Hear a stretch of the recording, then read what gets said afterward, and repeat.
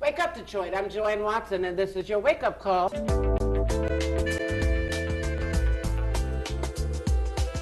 When a brown girl child is born, the earth shifts.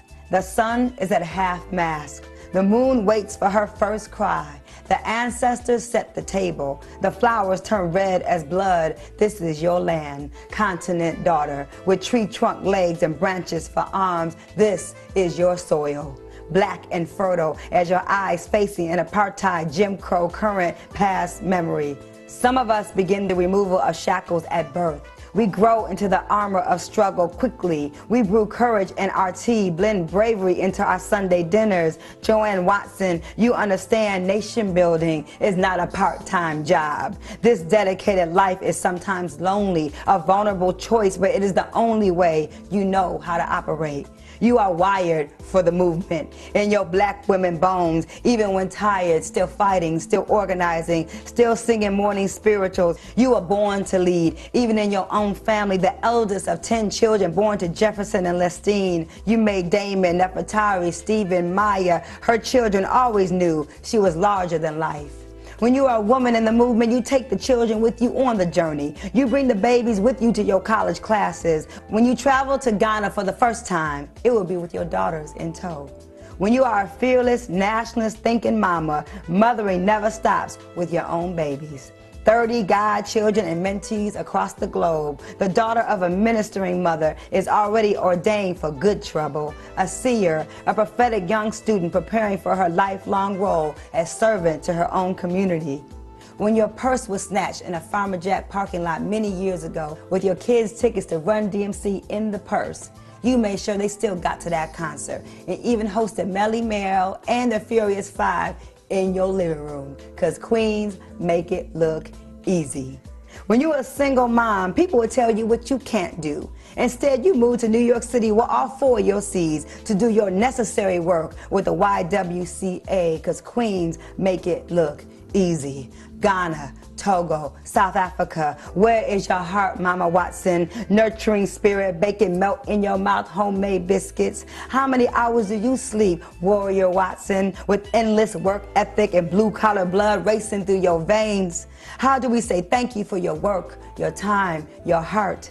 We know you will never really retire. There is a fire on the path to freedom. There is smoke, there is sacrifice. There are stories of justice, of women, of Tubman, Sojourner, of Angela, Asada, Coretta, and Merle, and Betty, and Queen Mother Moore. Some of us know we are ancient, that our marrow is laced with legacy, that we are here to bring light to our daughters. Sometimes it just takes one woman, a mother, a grandmother, a Spitfire, griot, a sister, the only woman to lead the NAACP's largest chapter. She, daughter of the movement, of Rosa, of Irma. She was a birth that gave birth to possibility for other young activists like me, a true D woman, frontline Fatima, Nigerian blood, councilwoman, leader, truth teller, Joanne Watson, social worker, president of the Anti-Clan Network, sister, inspiration, dedicated to the protection of girls and the voices of women wrapped in West African beauty, regal and resilient. Wake up, Detroit. Wake up, South Africa. Wake up, Cuba. Wake up, small business owners. Wake up, White House. Wake up, reparations. Wake up, teachers. Wake up, women. Wake up, schools. Sleeping is not an option when the Honorable Joanne Watson is in the room.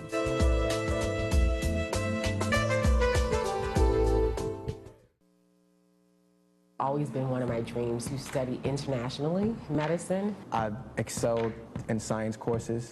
I would love to go back to Newark and practice. By becoming a doctor, I'd be able to impact more change. I didn't have money for medical school, and so the opportunity with Cuba opened up, and it was perfect because it was a way to benefit my community.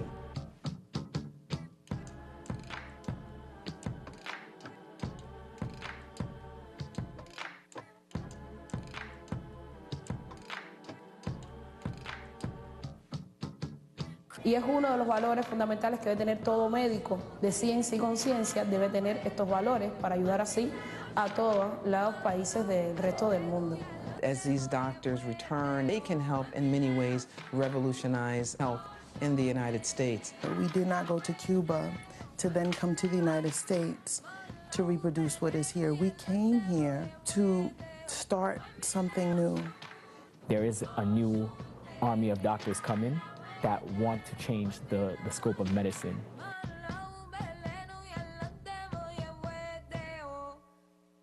Detroit, this is Joanne Watson, and this is the day the Lord has made. We rejoice and we're glad in it. I don't know about you. I can't let a day go by without praising his name. How about that Dare to Dream, a very special video you just witnessed, which kind of lays the framework for what we're going to be talking about during this session with our good friend Cheryl LaBache, who is our special guest here on Wake Up Detroit. Welcome, and thank you for all you've been doing to help really provide a bridge for young people from America, and specifically from Detroit, to go to the Latin American Medical School for free, to get their doctorate degree for free, free tuition, free lodging. There are some people who don't know about that, and they can do it in the best medical school in the world, which is in Cuba. Talk to us about that special program, Cheryl. Well, we want to thank, of course, the Honorable Reverend Joanne Watson, who was the initiator of Doctors for Detroit, promoting this wonderful program back in the early 2000s, 2004, 2005. When the program was just beginning, now there are 170 people from the United States, young women and men from underserved communities just like Detroit, that are studying and medicine. They come back fully bilingual because they study in Spanish, and they're able to go without the debt. Yes. Without the tremendous debt that is put on people who want to go to medical school here, if you can get into a medical school here. That's right. It's a wonderful program, and we have, I think, 8 now people from Detroit, and again, thank you, Reverend Watson, because without your beginning to do outreach and continuing to do outreach like this like we're doing show, right now, like we're doing now, people would not know about this program. So the applications are from September until March. You have to be under 25 years of age when your application is accepted. You can get all your prerequisites at community colleges. That's right. Like Wayne County Community College. Exactly. Like Wayne, as a matter of fact, yes. Some of the current graduates yes. attended Wayne County Community College. So and the sponsoring organization is IFCO, IFCO, I like Indiana, F like Frank, C like coordinating, and O like Orange. IFCO, Interreligious Foundation of Community Organizations. Right. And the founder was the great Reverend Lucius Walker, who was our good friend, who also founded Pastors for Peace, and it laid a foundation for so much that has been going on to support Cuba. Caravans that have provided medical support and food support have been sponsored by Reverend Walker down through the years. And we honor his work and his agreement with Fidel Castro, President Castro, to have this Latin American medical school made available to Americans from urban communities who agreed to come back to their homes and provide medical services for our people. Praise God. And that's another thing that we need to work on, and it's going to be our next phase, in addition to publicizing this wonderful opportunity for young people in Detroit who need something. That's right. To reach out for and to be hopeful of and to know that it's a reality. But we need to find a way to keep them here. Yes. We need residency programs. That's right. Here in Detroit. That's right. A lot of the graduates are very interested in staying here. Yes. But we need to be able to work with the residency, with the medical industry here yes. in the Detroit area to keep them. In addition, Chicago has an agreement with the Cuban Health Ministry. Yes. And Cuban doctors have come to Chicago to work together with the University of Illinois Medical Center to work on how to do better holistic medical outreach. Excellent. To the most people who are most oppressed and who need it the most in Chicago. Excellent. There's no reason we can't do that here as well. One of the things that's so exciting about the work that's being pioneering with our students in Cuba is they actually go door to door in Cuba checking on people. I mean, who ever heard of that? Right. Knocking on doors to see, does anybody need some health care today? I love that. And actually, I just returned from Cuba, and one of the stories, one of the Cubans that I met there said, is if you are scheduled for your, your pap smear or your gynecological exam, and you don't make your appointment, they will come and knock on your door. I love and it. say, okay, it's time for you to be screened. I love it.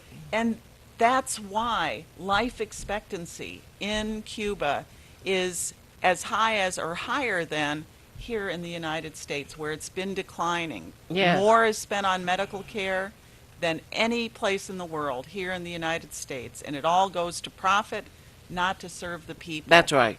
And that. And when you serve the people, you don't have the level of tension and strife. Exactly. I loved hearing Reverend Dopico at the St. Matthew St. Joseph's on Tuesday talk about how children are able to play outside till dark. Nothing happens Right. to them. How people can leave their front doors unlocked and they don't have to worry That's right. because their needs are met. That's right. They don't. It's not perfect, but they don't have the kind of challenge that Americans have become accustomed to because of the inequity that's built into society here. That's right. It's very true, and it's palpable.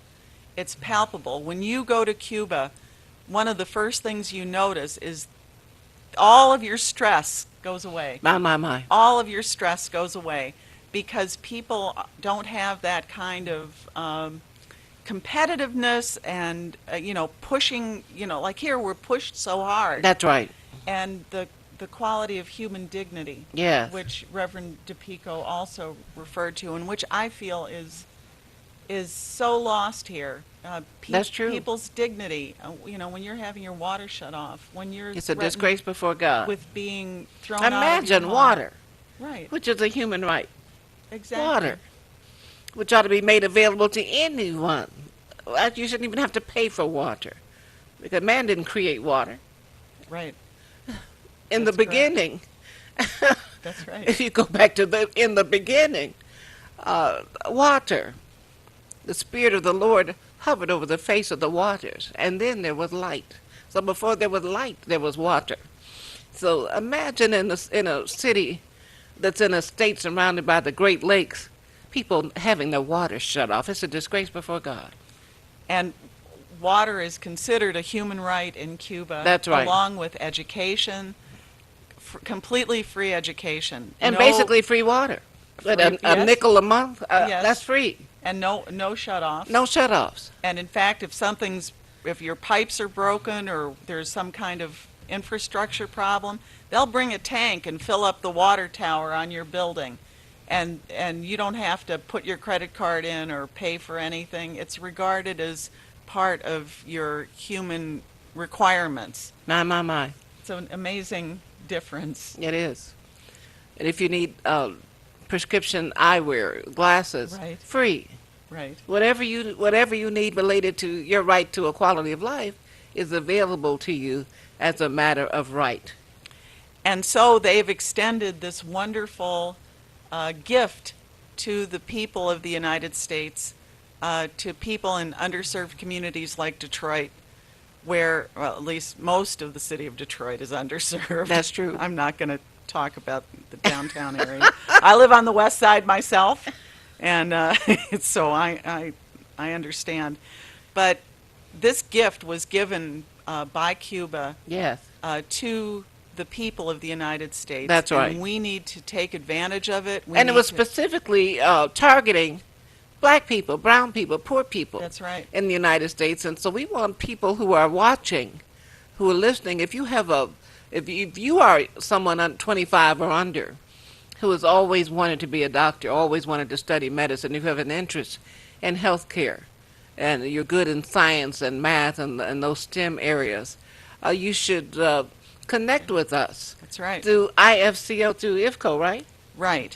The website is ifconews.org. That's ifconews.org. And you can get all of the information there. You can also go to the Doctors for Detroit, Doctors Number 4 Detroit Facebook page, where we post information and how to get connected with the medical school scholarship program that IFCO is sponsoring. It's a wonderful opportunity. Really, it's a once-in-a-lifetime opportunity. And while we have this opportunity, we should take full advantage of it. The founder of this program specifically had the idea that somebody from Detroit should be recruited for this. And he came here, did a presentation at the Coleman A. Young Municipal Center, 13th floor, the Ermel Henderson Auditorium. And that's why we've had 8 young people from Detroit who've been trained in this program among the hundreds of others from around the country. So, but that's not enough. We'd love to have 8 more. So correct. if you have someone in your household, someone in your neighborhood, someone in your church, or your community-based organization who might be interested in studying medicine for free in Cuba, free tuition, free lodging, and of course they learn Spanish while they're there. At the best medical school in the world, everybody credits the Latin American Medical School with far-reaching, groundbreaking principles and practices in terms of medicine and healthcare, far ahead of many, many hospitals in America. And one of our graduates from the Detroit area recently went to Puerto Rico to help out with the challenges that are there. Unfortunately, now she is in New York interviewing for an internship when we really need her here. That's so true. We need to look for those opportunities. If you're a medical professional, help us out.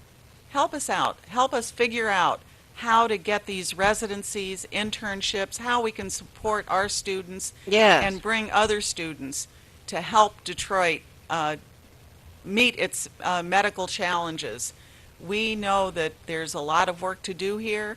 There are young people who want to do it. We need to create those opportunities for them and train more young people from Detroit who dream to be doctors. That's right. And somebody is dreaming.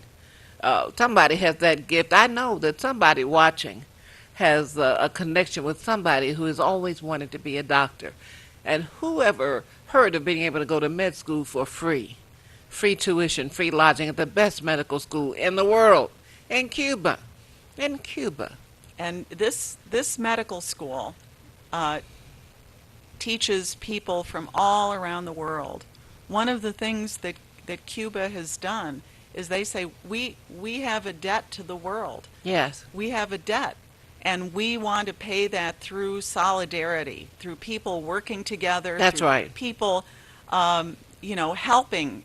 In 2005, when we sat here in the United States and watched in horror what was happening after Hurricane Katrina Yes. in New Orleans, watching the desperate people from the black community. That's right. Because it was a racist situation Yes, there. it was. And we watched people desperately on their roofs. We watched people My Lord. being turned back by armed vigilantes back into the floodwaters. That's right. When they tried to escape. We saw people shot. Cuba had 1,586 trained, skilled medical professionals, completely with packs full of everything that's needed, who were waiting to come to help. And the U.S. administration refused to let them come. That's right. Refused to let them help. They wound up going to Pakistan. They didn't have relations between Cuba and Pakistan, but Cuba offered and Pakistan accepted. And they went up into the hills of the Himalayas. Yes. They- But they should have been able to go to Hurricane Katrina Absolutely. victims. And this country's really horrific policies related to Cuba that are inhumane, that embargo, the blockade, Right. have been deleterious to our residents, to our people, and to our countries. I mean, they're just 90 miles south of Florida. It doesn't make any sense. No, it doesn't. And it's because they, like, in some ways, Detroit with the former mayor, Yes. Coleman Young, Yes. Detroit wanted to have its own future, Yes. its own community control of, Yes. of the people, the black people of Detroit Yeah. wanted community control. And Detroit was punished for that. And in the same way, Still being targeted yes, because of our stand-up revolutionary leadership on behalf of self-determination. that's right. There's a reason why Detroit was targeted for the school takeover, the city takeover, right.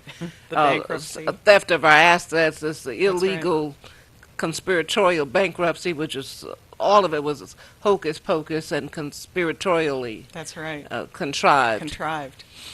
We who see and who know we need to take advantage of this special opportunity of the Latin American Medical School, because if there's anything we need more of in Detroit, it's more doctors. We need more trained healthcare professionals, and this is a great opportunity to help create that through a program in spite of the U.S. policies that got That's set right. up, in spite of U.S. And we just can't say enough about the founder of this program, Reverend Lucius Walker, who put his own life on the line to Right. stand up for the right of people of faith, people of goodwill, to provide relief, to provide resources and services for our brothers and our sisters in Cuba. He put his life on the line for this, and we shall never forget his sacrifice. That's so correct. While you were speaking, I was thinking about the 93-day hunger strike. Hunger strike. When just to take a school bus to Cuba, the U.S. authorities put them in a pen down in Laredo, Texas, this fenced area, and the people on the bus, including and led by Reverend Lucius Walker, said, no, we're not going to get off this bus. We're not giving you this bus. We are taking this bus to Cuba. That's right. And they went on hunger strike for 93 days. 93 days. And they prevailed. They prevailed. That's they right. were able to win, and now, in the many years and many caravans since that time, Yes. it has been, successful. Yes. If there wasn't one way to do it, there was another way to do Always. it, and it was always public. It was always saying that love is our license.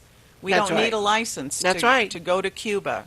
No. We don't need a license to communicate, to commune with, to exchange with the people of Cuba, and that the blockade against Cuba is also a blockade against us. That's right. It's much easier to travel now. There is this illusion that everything is fine.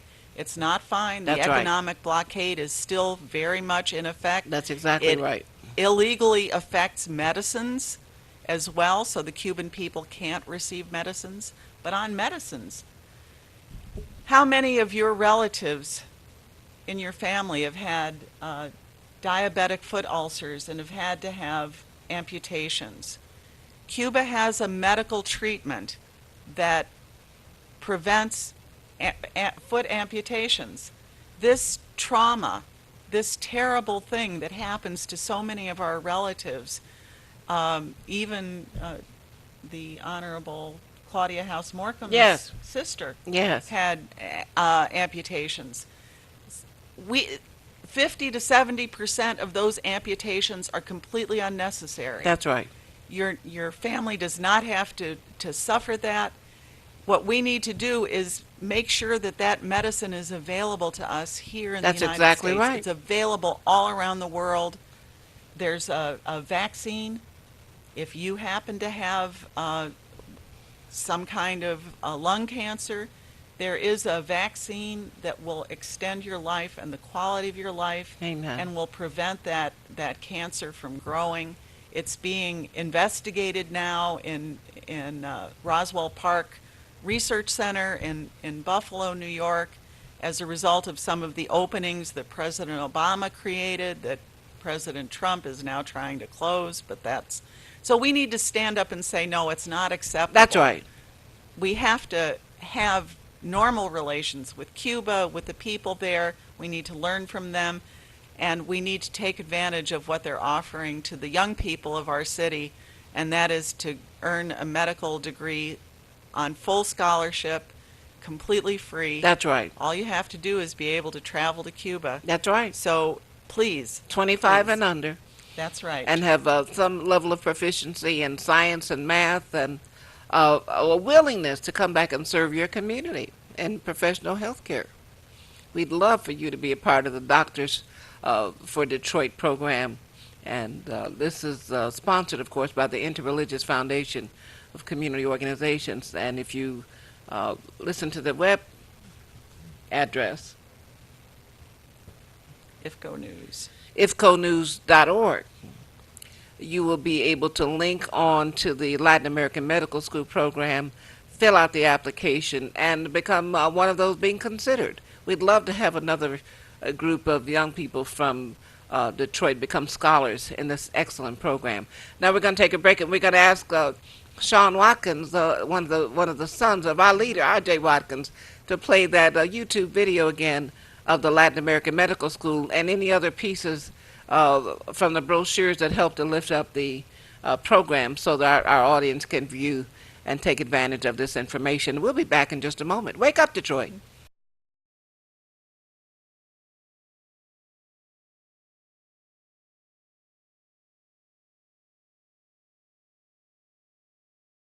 Floor, Ermel Henderson Auditorium That's of the correct. city, the Coleman A. Young Municipal Center, when he was introducing the Latin American Medical School program to the city of Detroit, urging some Detroiter to get the hookup and get the link and to sign up and to be a part of this great, great journey for healthcare improvement in the city of Detroit and around this country. So the founder, who worked with Dr. King, who worked with Reverend Dr. C.T. Vivian on the National Anti-Klan Network, the founder of Pastors for Peace and the Interreligious Foundation for Community Organizations, Reverend Lucius Walker, that we were just referencing, is on your left. Of course, that's me on the right, but that's Reverend Lucius Walker on the left.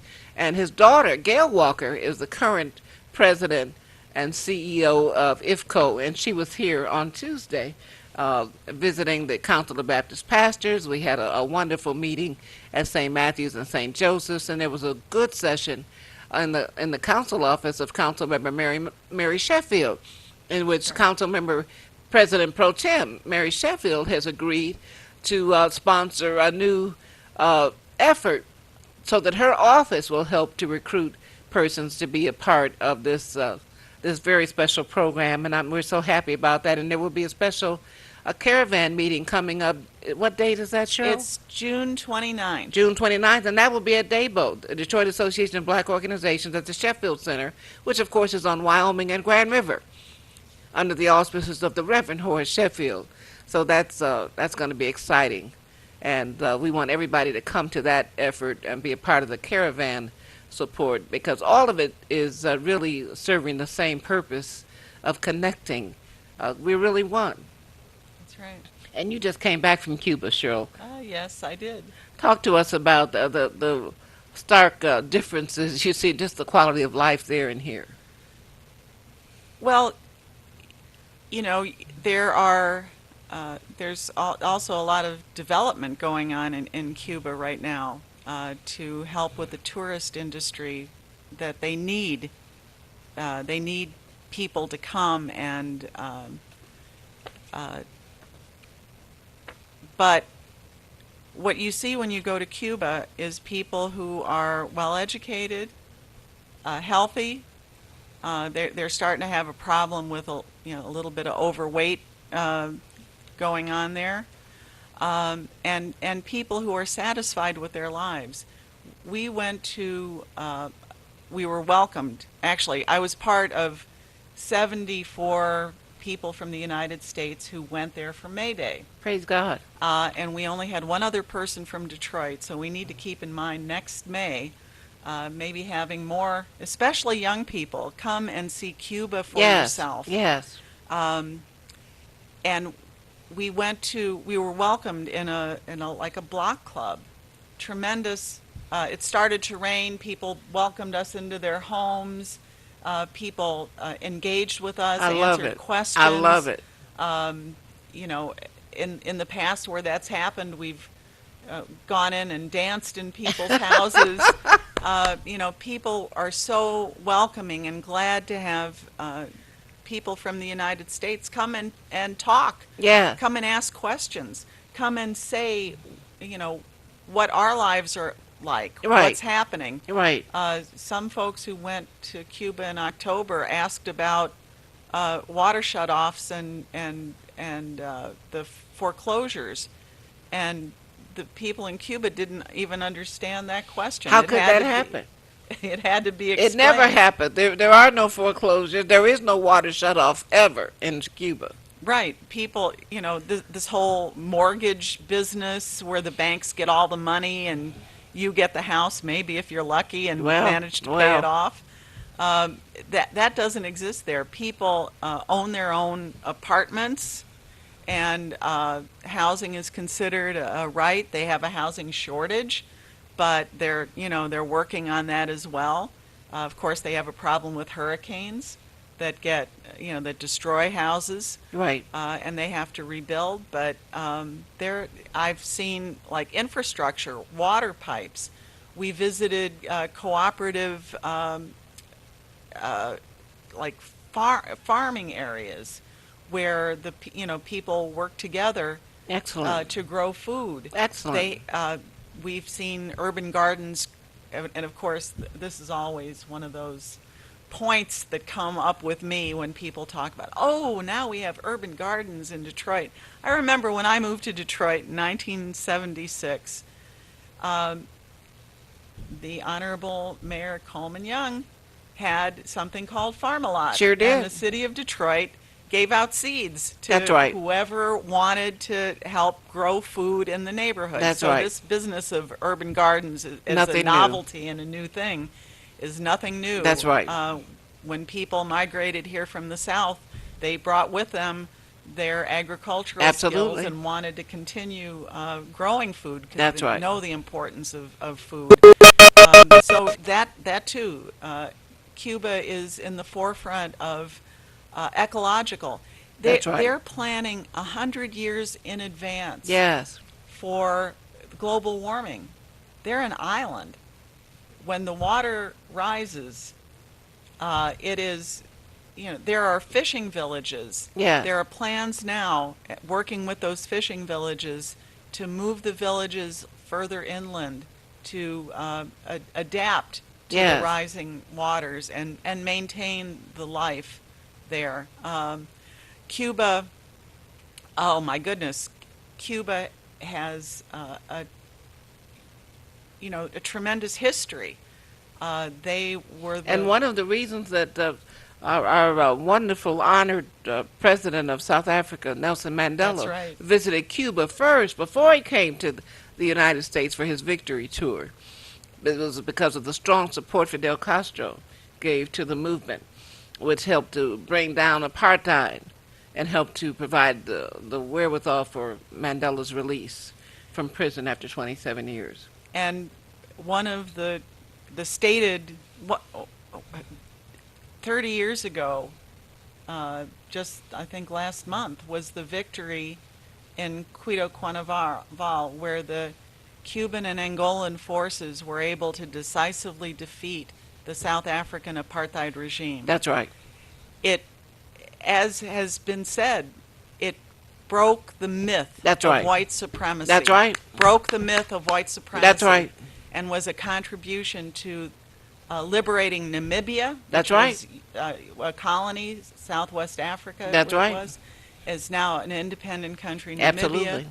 It certainly, as Joe has, the Honorable Joanne Watson, Mother Watson, just said, it was key to liberating Nelson Mandela. Absolutely, and he recognized that Mm-hmm. and insisted, as because the United States, the movement people they wanted him to come to America first. He said, "No, I've got to go by Cuba." That's right. So it was Mandela's call. And he said to Fidel, "When are you coming to South Africa?" That's right. When are you coming to South Africa? You have to come to South Africa. That's right. That's right. Because the role that they played, that Cuba played in the liberation of South Africa, it wasn't just words and talk. It was actions.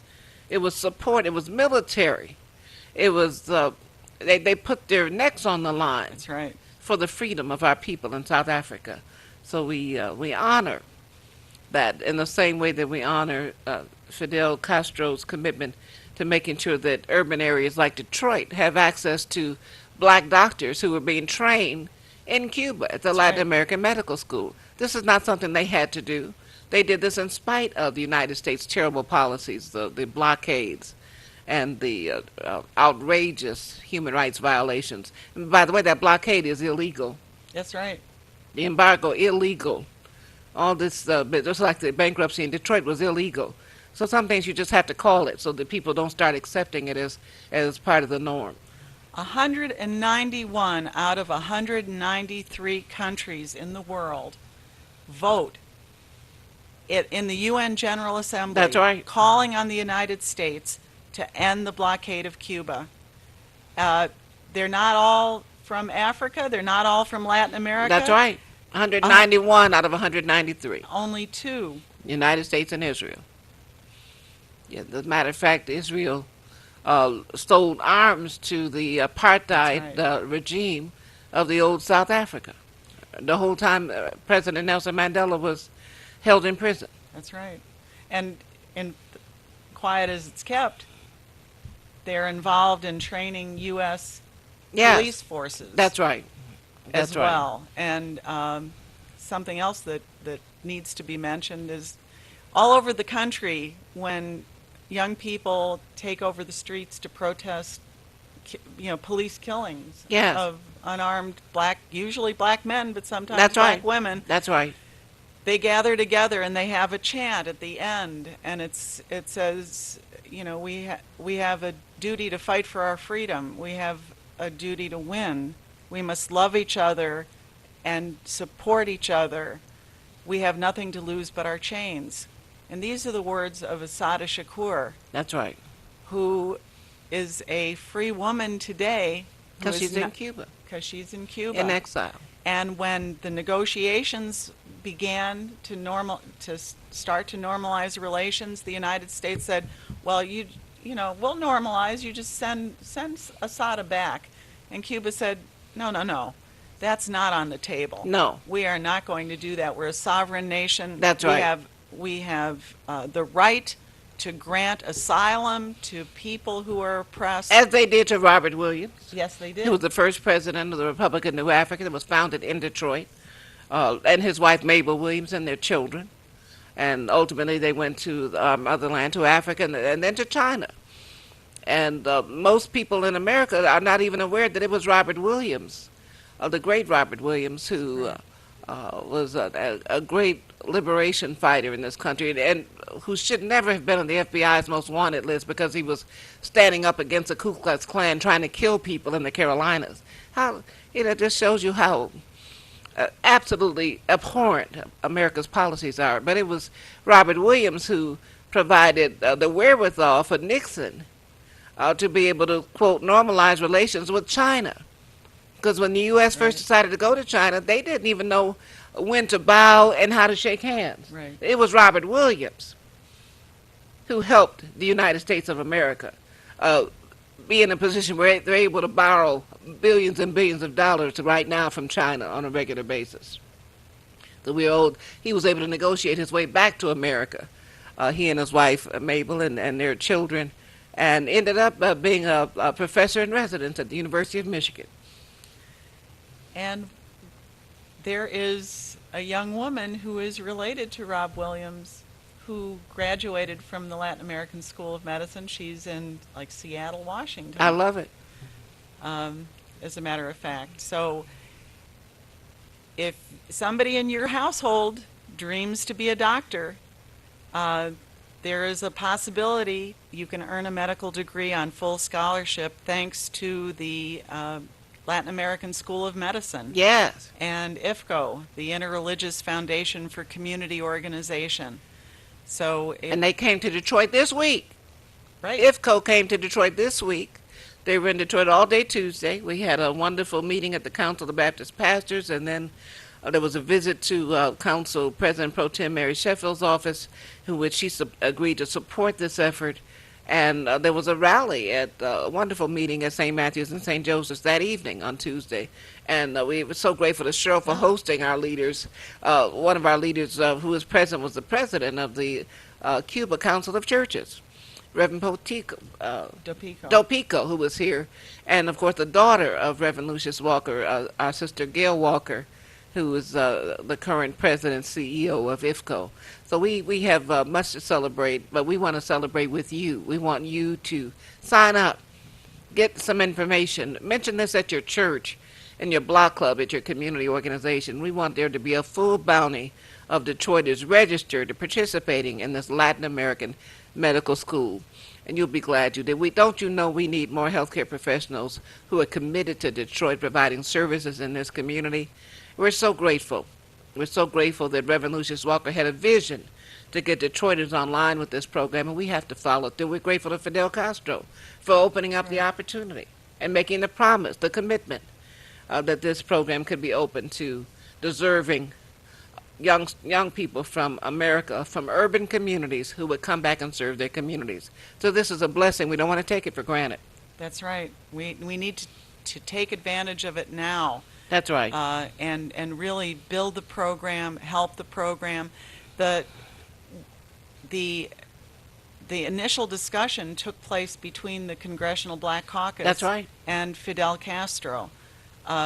Representative Benny Thompson from Mississippi. That's right.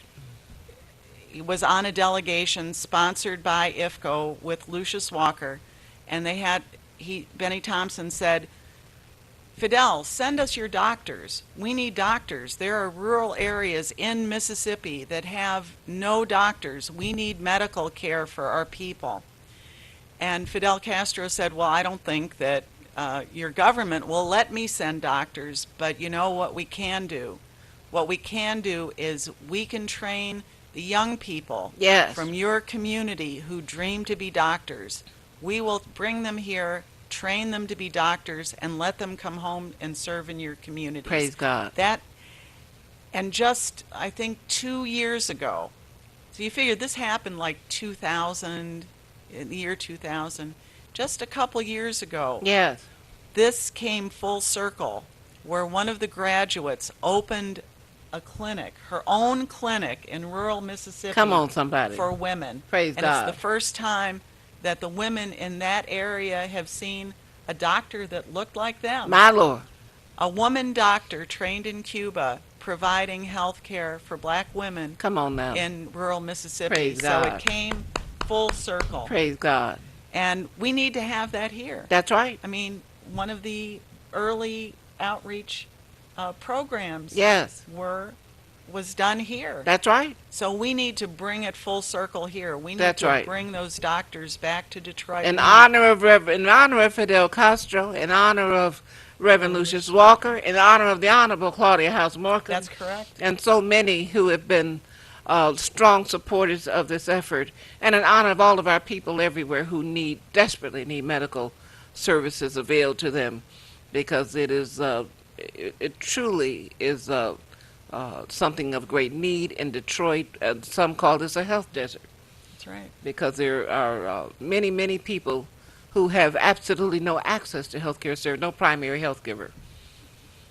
One of the really mystifying, it's not really mystifying, but it's certainly unfair, is we're told that we have so many things available to us, and that somehow it's our fault that we don't have medical care. And you find out whenever you go to access those benefits that they say are available to you, like food stamps, right, like so many things, it's not really accessible to you. That's right. You struggle, you go here, you go there, you try to find a way to stop foreclosures, go to this, go to that, and you wind up being foreclosed anyway. Right. It's not right, and we need to be able to stand up for our rights. That's right. One of the ways we can do it is by having more young people That's go right. to Cuba. That's right. Learn to be doctors, come back to the United States with a totally different view of medicine. They have what's called the biopsychosocial. It's biological, psychological, and social. So when they talk to you, it's not just about, well, what did the test show? What's Right. wrong with you? Right. It's like, what's happening in your life Right. that's causing this problem? And how can we address that problem in your life? I mean, there are people dying of stress now. There are people dying of self-medicating through opioid crises My. and other addictions, alcohol, because of the stress in the society. Yeah. It is not, doesn't have to be that way. That's right. You know, if there's a young person Oppression in your can home, kill you. it does kill Racism you. kills you. Yes. The evil and the discrimination in this society that has been persisting in America down through the ages, it not only can kill, it does kill, which is why we need doctors. That's right. We need doctors for Detroit. And we want somebody, many somebody, to hit that link, ifconews.org, IFCO news.org, and click on the Latin American Medical School so that you can get information, fill out the application, and what a joy it will be to welcome some new doctors. And we'll have you right here on Wake Up Detroit.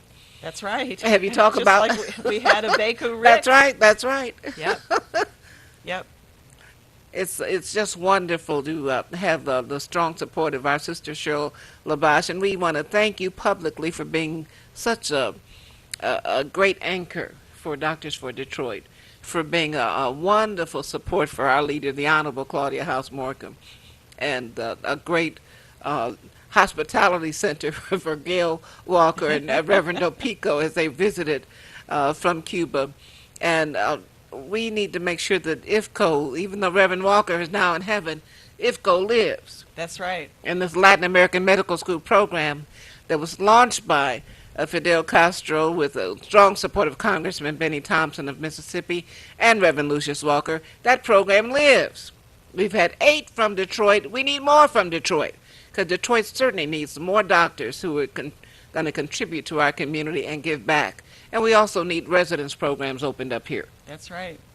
And if you want to watch the video of Reverend DePico speaking at St. Matthew and St. Joseph Church, it is available on Facebook at Doctors Number 4 Detroit. On Facebook, you can watch the video there. We streamed it live to make sure it was available for everyone to see afterwards. And we're hoping to get Dr. DePico or Reverend DePico back. He was in the outstanding, outstanding, warm, compassionate, a great representative of Cuba and of human rights internationally. So it was an honor to have him here. Yeah, it was. Deeply moving, deeply moving. We're grateful to R.J. Watkins for helping us make this opportunity available to our people. So grateful to Sean Watkins for playing the video, Dare to Dream video, introducing our community to the Doctors for Detroit program in Cuba. We're so grateful to H.T. Henry Tyler putting together the special video showing the brochure for the Latin American Medical School on the airwaves today. We're grateful to those who are viewing, those who are listening, those who are connected to some young person, somebody 25 and under, that you know is interested in becoming a doctor. This is an opportunity for them to go to med school for free lodging, free tuition, and they're going to learn Spanish because they're going to be in Cuba, and come back to our home and contribute their services and their leadership as doctors to a community very much in need of that. So we thank you for being a very special part of our program, and I thank you for all of your support, and we can't thank you enough, Cheryl. Thank you. Well, and I thank you, because without the community support, without your tremendous ability to make magical things happen, because we had a tremendous coming together just this Tuesday that will promote this, and without being able to count on you and your support, we wouldn't be able to do this either. It's a blessing. It's a blessing for all of us working together, because we are one.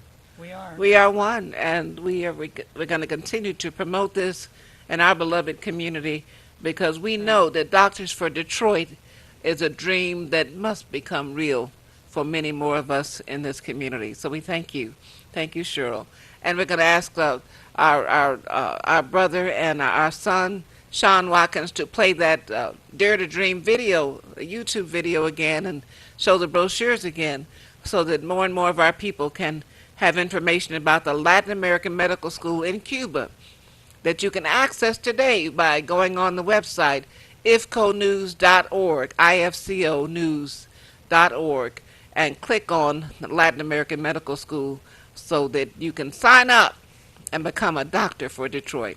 And join us on June 29th. You'll see the whole film, the whole 30 minutes, Dare to Dream. That's right. And learn more about the medical school, support the caravan. It'll be at Dabo, at which is right on the corner of Grand River and Wyoming. The Detroit Association of Black Organizations, the Sheffield Center.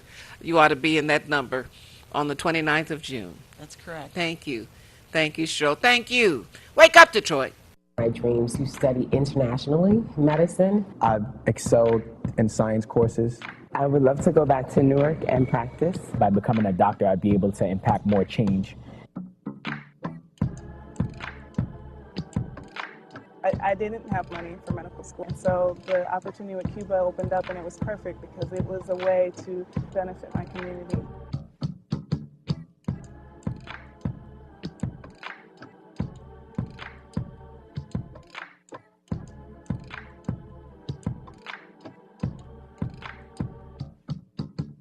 Y es uno de los valores fundamentales que debe tener todo médico de ciencia y conciencia, debe tener estos valores para ayudar así a todos los países del resto del mundo. As these doctors return, they can help in many ways revolutionize health in the United States. We did not go to Cuba to then come to the United States to reproduce what is here. We came here to start something new. There is a new army of doctors coming that want to change the scope of medicine.